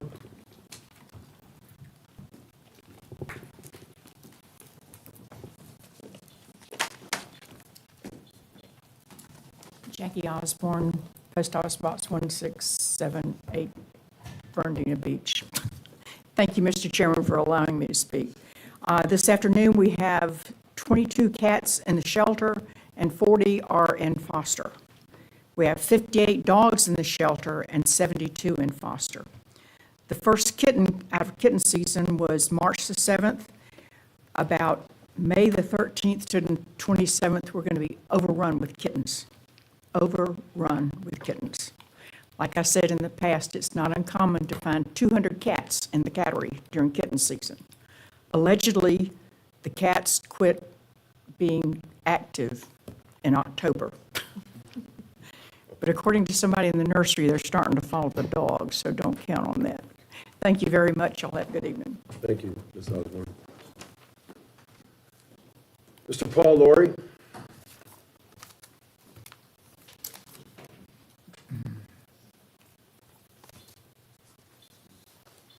Hi, good evening. Thank you, Mr. Chairman. Paul Laurie, 11 South 7th Street, Fernandina Beach, Florida. I'm just up here the purpose is to present really not as a public member, but as a member of the St. Mary's River Management Committee. On April 14th, thanks to Ms. Amy, she had us on the scheduled agenda to give a presentation. I was out of town. I was chasing waves and cold water and condensation. So I was out rowing from LA to San Diego, and I don't think anybody stepped in to do the briefing. But what I'd like to do is just we have a requirement to do an annual presentation or just like a summary of what the committee has worked on for advisory for the county. And so I thought this would be a really good, quick way to summarize it for you without taking a lot of your time. So the 4 counties are Baker, Nassau, Camden, and Carlton County. And I want to thank Ms. Allison.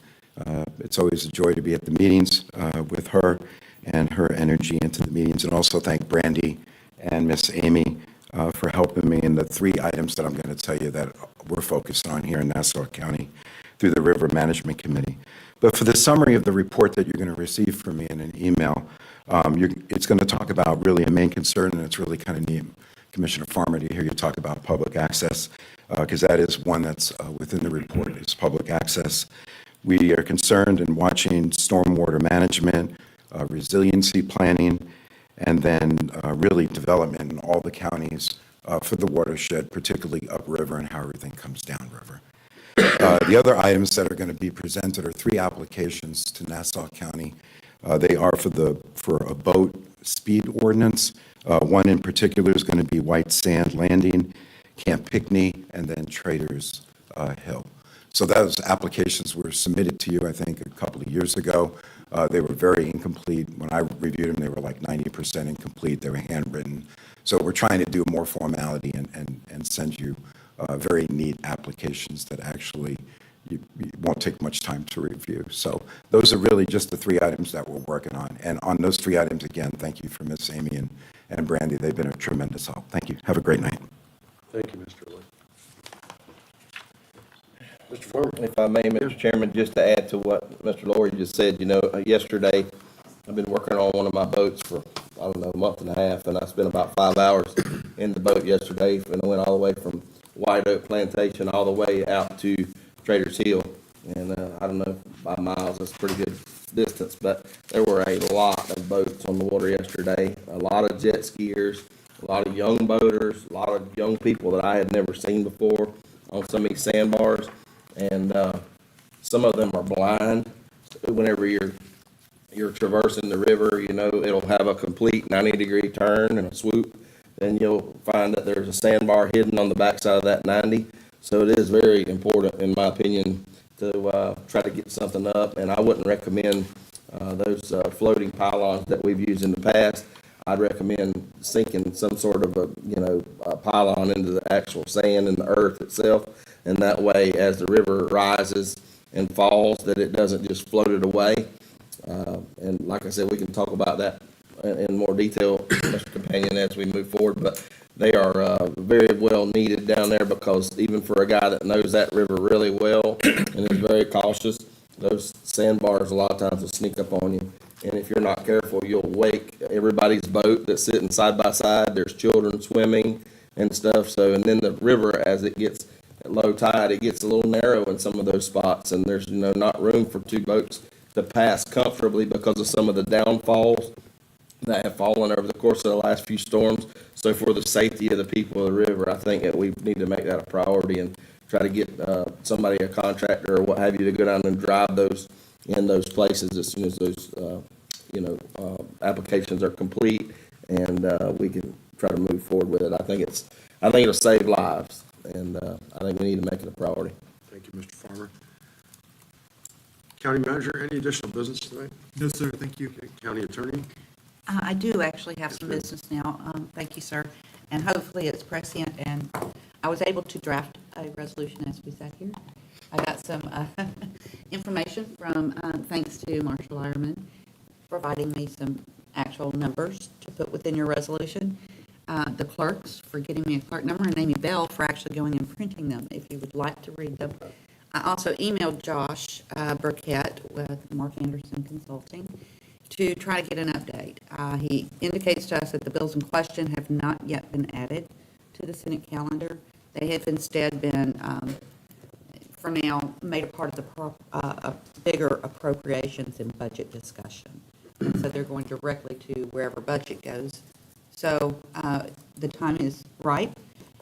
If you would like, I have copies here if you want to read one, and I have several for the clerk. Let's take the time let's take the moment to read and review. There's about 3 copies there. I'll pass those down, and you guys, and then I'll wait on one of you guys to finish.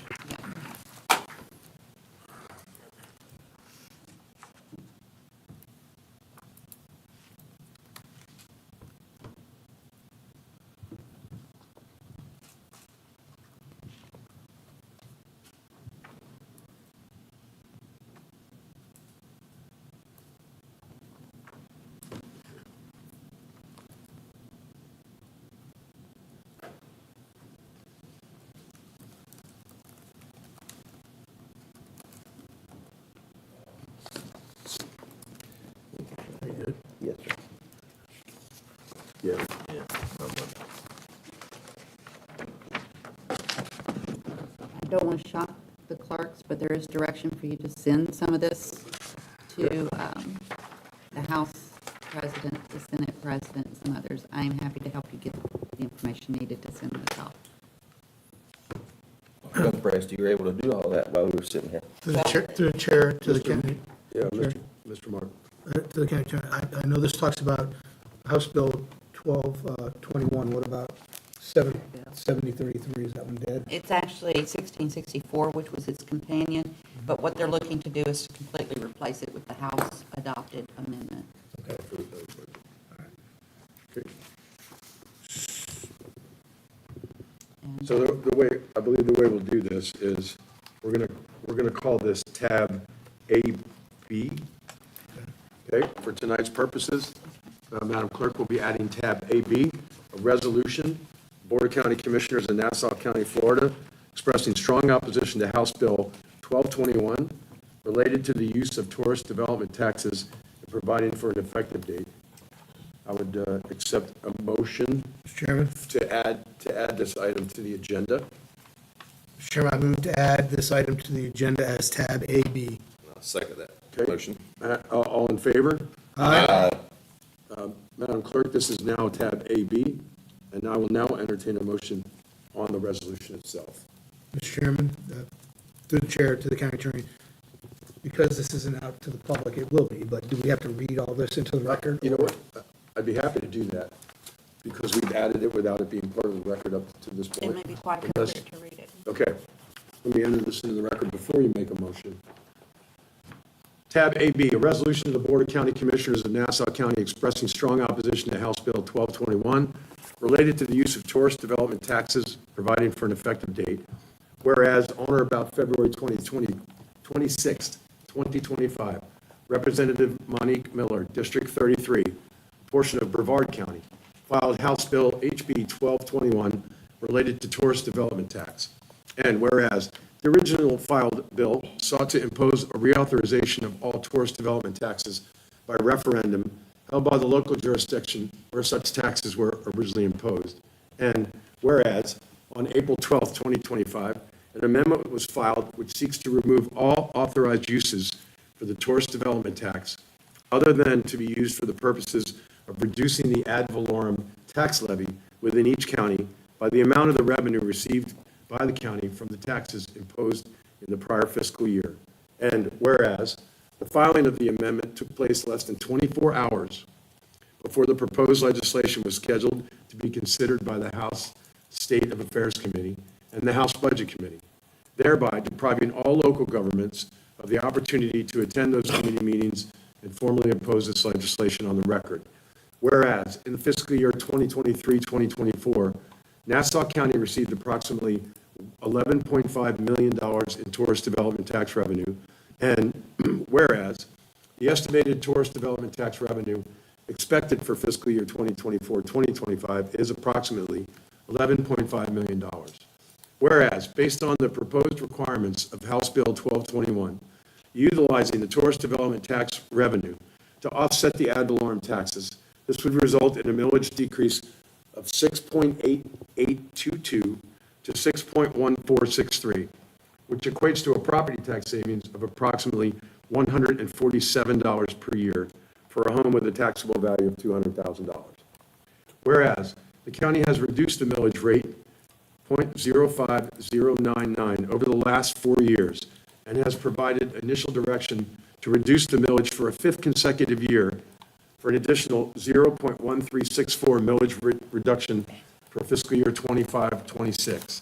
And whereas the Nassau County Board of Commissioners has levied the tourist development tax for many years, has in place a defined tourism plan which relies on the use of these funding sources to accomplish the plan's goals. And whereas the proposed changes to the allowable uses of the tourist development tax would adversely affect the residents, businesses, and visitors of Nassau County, Florida. Now, therefore, it be resolved by the Board of County Commissioners of Nassau County. 1, Section 1, legal findings of fact. The foregoing recitals are hereby adopted as legislative findings of the board and are ratified and confirmed as being true and correct, hereby make a specific part of the resolution upon adoption hereof. Section 2, opposition to House Bill 1221. The board hereby expresses its strong opposition to House Bill 2021, which, if passed, would require Nassau County to dissolve its Tourism Development Council and repeal its tourism plan. The board hereby finds that such actions would adversely and negatively impact the residents, businesses, and visitors to Nassau County, Florida. Section 3, clerk to transmit copies. The clerk is hereby directed to transmit certified copies of this resolution to the governor, the Senate President, the House Speaker, the chair and members of the Nassau County Legislative Delegation, along with the bill sponsor, Representative Monique Miller, District 33. Section 4, effective date. This resolution shall become effective immediately upon its passage and adoption. That is the proposed resolution. Mr. Chairman, I move to approve tab AB. Second. I have a motion from Commissioner Martin, a second by Commissioner Farmer. All in favor? Aye. Opposed? None? Madam Clerk? Just for clarification, will we still hold a meeting on Wednesday? That is correct. This, and I'll make that clear for the record, this will mean you will not have to come back and meet on Wednesday morning at 9 a.m. Correct. Having passed this resolution. I knew the clerks would be happy about that as well. Through the chair, thank you so much, Ms. May. I think not only because it means we don't have to, inconvenience the clerk to come back for a meeting, but I think the timeliness of this was the most important part of that. So I thank you so much. All right, so tab AB is complete. County Commissioner business, Commissioner McCullough. Yes, sir. Thank you, Paul, for coming this evening. I don't know if he's still here, but yes, we do. We meet, and we're open to the public. We have people who join us for the St. Mary's River, because I think that people don't realize all of the activities, number one, that are going on out there, and the conservation efforts, working with cross jurisdictions between Baker, us, and in Camden, and Charlton County, just the collaboration that happens at those meetings. I thoroughly enjoy serving on that board, and it's an honor to represent y'all on that board. Looking back at that, as we all go through these tabs when we're working and doing our homework throughout the week, I followed back in 20 and 21 when the solar panels were moving to agriculture. This is when getting involved with bigger government outside of your county matters so much, and that the public needs to be aware that we have to be in compliance with certain state statutes. So I also want to thank, I don't know, have we met since the Veterans Memorial Wall? I don't believe we have. Okay. But I saw Mr. Martin out there at the Veterans Memorial Wall, but if you did not have the privilege to go and see it, I hate that for you, because it was honestly such a reverent experience to be able to be there amongst the number of veterans, the number of volunteers we had. Thank you to the town of Hilliard for all of their work and effort that they put into that. I was extremely humbled. I probably cried through the whole opening ceremony to have the privilege and honor to be amongst these veterans who had served and were there, and speaking with the residents and walking through the wall with them and telling their stories. It was such a once-in-a-lifetime experience for me, and I am grateful for all of the hands that were in bringing that to Nassau County. So thank you, Mr. Chairman. Yes, ma'am. Thank you. Commissioner Gray. Thank you, Mr. Chairman. Thursday, April 10th, I had the honor to attend and represent the board at Yulee Middle School for FPL's company grant award ceremony for the mobile bus STEM makeover partnership with FPL. Ms. Carol Sevilla, she was there along with Dr. Burns, and actually, if you look at the Yulee News, it's just like on the front page right now, the Yulee newspaper. The FPL donated a $50,000 grant to Nassau County Schools for the mobile bus makeover. So that was a wonderful event. It was well attended. The kids had a great time, and it was just sharing that with everyone. It was nice. Tuesday, April 22nd, I attended the Supervisor Elections Workers Appreciation event. That was their inaugural event, as well received. Commissioner Martin was there. I got there a little bit late. If any of the rest of y'all was there, I apologize. I didn't see you. I got there a little bit late, but it was held from 4 to 7 at the Judicial Center. It was a real big turnout, and I tried to walk to every table and thank everyone, the election workers. And it was just a good event, and that's all I have, Mr. Chairman. Thank you, Mr. Gray. Mr. Farmer? Thank you, Mr. Chairman. I'd like to thank Mr. Lask in the back for bringing his traffic concerns in here to the meeting. There's a lot of people that don't come up here to the podium, and I'd just like to thank him because, you are heard.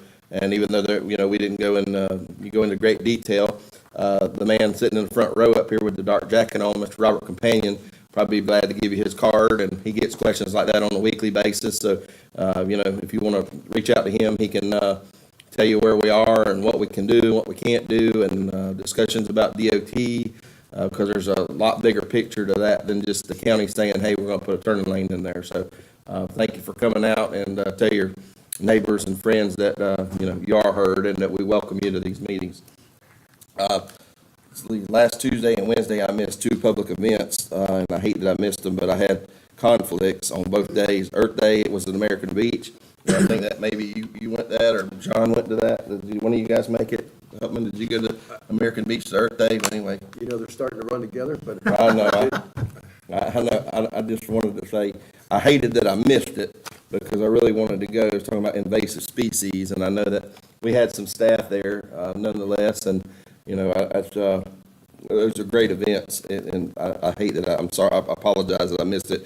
Also to the NCSO Memorial over there that the sheriff held, if you missed that, it's a really somber event and something to see. And on the backside of that, the piggyback with that, Police Week in Washington, D.C. is coming up. It starts Tuesday, May the 6th, and goes through the 16th. They'll have a mass. They got a 5K. They got a K-9 memorial, candlelight vigil. If you've never seen any of that stuff before, you can go to policeweek.org and look at that stuff. And it's really something to see. I had an old roommate that was in several of those flyers for years, kneeled down on the wall itself with his all of his police gear on, and it was every year. We talk about how cool it was, and just it's something for a guy that's wore in uniform, and to pay tribute to those that have paid the ultimate sacrifice and made the ultimate sacrifice, paid it, the ultimate sacrifice to in duty to their city or their country. Also, let's see here. I know that we've talked about it, and Taco's doing something about it. Everybody that lives over a tributary that's getting the fire letters, that want to try to save themselves some money on their insurance. We've been getting bombarded with those calls. We hear you. We're doing our best to try to fix it. He's trying to come up with an idea or a plan that benefits you all, because I know that doesn't just benefit one or two homes in that neighborhood, and all of us want to try to save a little money on our insurance. So be patient with us as we work through legal and work through the county manager's office to try to come up with a solution for you guys that fits the mold. And let's see, I want to congratulate Chairman Hupman, achieved his ACC2 designation. I was in that class with him this past week in Gainesville, and at UF, Ms. Becky, Eric, Dr. Pilardi, Dr. Salchik, and everyone else that was involved in that class over at UF, they've done a thorough job, and there's so much to learn outside of what goes on inside these four walls, and I'm sure that Commissioner Hupman will attest to that. But we like to thank them, and what a class. And that's all I have, Mr. Chairman. Thank you. Thank you. Thank you, Mr. Farmer. Commissioner Martin. Well, I usually try not to be repetitive, but there were so many events that have been covered that I also attended, and I want to chime in on. First off, the kudos to the town of Hilliard and Miss Alicia Head. She did a fantastic job along with all the team out there and the volunteers with the Vietnam Traveling Memorial Wall. Commissioner McCullough and I attended the opening ceremonies there. She did cry. Y'all know me, I couldn't help it. It was so humbling. But it was great. It was a really, really good opening ceremony. It had some really good guest speakers. Boy Scout troop was there. Honor Guard from one of the veterans organizations. It was just a really, really good event to honor and recognize all those that paid the ultimate sacrifice and their families. Kudos to Supervisor Elections Jan Atkins on her election volunteer event. That went really, really well. Congressman Bean actually showed up there and spoke for a while. Commissioner Huffman, I hope I'm not stealing your thunder, but he presented a resolution acknowledging election workers and everything that they do for us, the volunteers. And since I'm talking about Congressman Bean, I want to acknowledge Brian Campbell. He's out there in the office. He hasn't been to one of our meetings lately. I ran into him at another event, and he's like, "Yeah, I think I'm going to come to your meeting, see how the county does it." So he's Congressman Bean's district director, correct? District director. So if you got any questions or anything you want to talk to the congressman about, get Mr. Campbell back there. Let's see, what else do I have here? Yeah, also, many of us attended the law enforcement memorial that the sheriff put on at the memorial wall there. That was another great event honoring those that have paid the ultimate price. City Commissioner / Mayor James Anton and I did coffee with the commissioner that was put on by the Chamber of Commerce here recently. It was a standing room crowd only. I don't know who the draw was, him or me, or both of us, but it was really well attended. Got some good questions. I'm not sure if they videotaped it or not. If you can find it to see what questions were asked and the answers that were given. But what I've realized over the years being here, for the past 4 years, I've done coffee with the commissioner a few times, okay? We've come a long way in our relationship with the city of Fernandina Beach, all right? We really have. It's a collaborative relationship. We're working together. We're not throwing darts at each other, so I appreciate that. Okay. And I want to give kudos to Regina Duncan and Sean McGill with the chamber for putting that on. Okay, I'm almost done, I think. Kudos to the Fernandina Beach High School varsity baseball team. They had a great season this year. I think their record was 19-8 or 19-7, but they are the district champs for 2025 in varsity baseball here. So kudos to them. They had a great season. I think quite a few of them are coming back next year. And also, it was in the consent agenda, and I don't know if either one of these individuals are here, but we approved and appointed Ms. Kathy Russell and Mr. Peter Simmons to the CLAM committee. So I just would like to thank them for volunteering to serve on that committee, and I wish you all the best. Do a good job for us. And that's all I have, Mr. Chairman. Thank you, Mr. Martin. I'll be quick. You guys covered everything. You guys are thorough, and I appreciate that. The community does as well. Mr. Farmer, congratulations to you for completing ACC2. I guess we can't get no smarter. Welcome to the ACC2 club. Thank you. Thank you, Commissioner Martin. It was insightful and useful and will be helpful going forward. I participated in the Sugar Point Music Festival this last weekend on Saturday. It's a fundraiser for the Fernandina Beach High School. This is their third or fourth year. Huge crowd on a beautiful day out there at Sandy Point. Everyone plays for free. All the music goes to the high school band program. And it was a great day. Once again, we were honored to be part of that. Two last things. Facebook. I don't know, nobody probably hangs in there for this point in the meeting.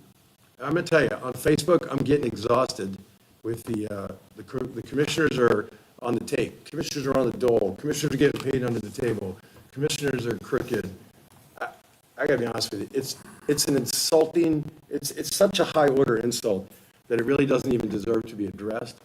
But I'm so exhausted with seeing it. It's not just my name, it's everybody's name. And the reason people say it on Facebook is because they don't get punched in the face. But I'm going to tell you, you guys need to think about those insults directed at people that have sworn an oath to the office, that attend ethics classes, that do everything for their own community, about what a disgusting comment that is. So something to consider going forward. I don't mind the Facebook banter. It's fun to watch. But the character assassination and the attacking my honor and the other commissioner's honor on this team, it's pretty despicable, and it should stop. Unless you want to, come up and present something at the podium that is actually true.